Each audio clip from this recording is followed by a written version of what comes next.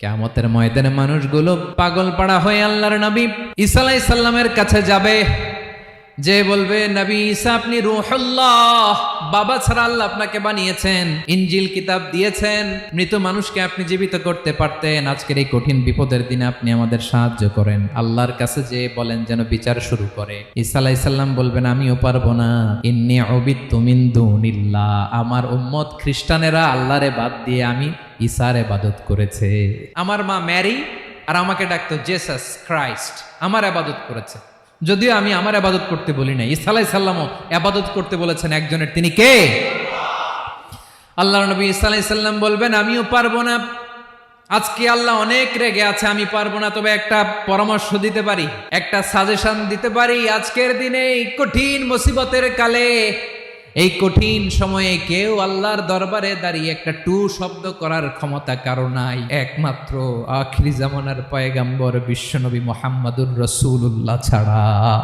মানুষগুলো এবার আগুনের মধ্যে পানি দিলে যেমনি আগুন নিভে যায়, দাউ দাউ করা হৃদয়ে জ্বলন্ত আগুন তাদের ঠান্ডা হবে। কিয়ামতের ময়দানে ওই বিভীষিকাময় সময়ে মুসিবতের কালে মানুষগুলো পাগল হয়ে বিশ্বনবীকে খুঁজতে আরম্ভ করবে।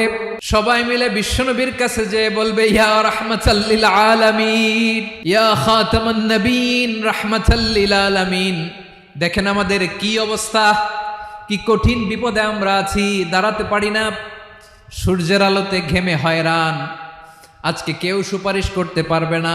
সব নবীরা অপারগতা স্বীকার করেছে, তারা বলেছে আপনি ছাড়া কেউ নাকি আল্লাহর সামনে দাঁড়াতে পারবেন না, আপনি একটু সুপারিশ করেন। বিশ্বনবী বলবেন আসো আসো, আজকের দিনে আমি ছাড়া আল্লাহর সামনে কেউ দাঁড়াতে পারবে না। বিশ্বনবী মাকামে মাহমুদে যে আল্লাহু আকবার বলে সিজদায় লুটিয়ে পড়বেন, আল্লাহ রাব্বুল আলামিন বিশ্বনবীকে এমন কিছু চমৎকার শব্দ শিখাবেন, ওই শব্দগুলো দিয়ে আল্লাহর প্রশংসা করে বিশ্বনবী কাঁদতে আরম্ভ করবেন। বিশ্বনবী এমন ভাবে অজর দ্বারায় সিজদায় লুটিয়ে পড়ে কাঁদবেন, রব্বুল আলামিনের রহমতের দরিয়ায় জোশ লেগে যাবে।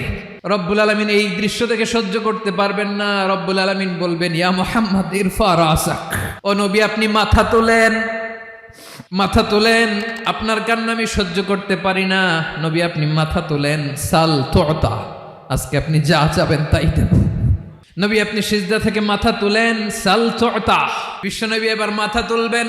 যে বিভীষিকাময় সময়ে প্রত্যেক নবী বলেছেন আমি পারবো না, প্রত্যেক নবী বলেছেন নফসি নফসি, আমার কি হবে আমি জানি না, আল্লাহ আমারে বাঁচাও।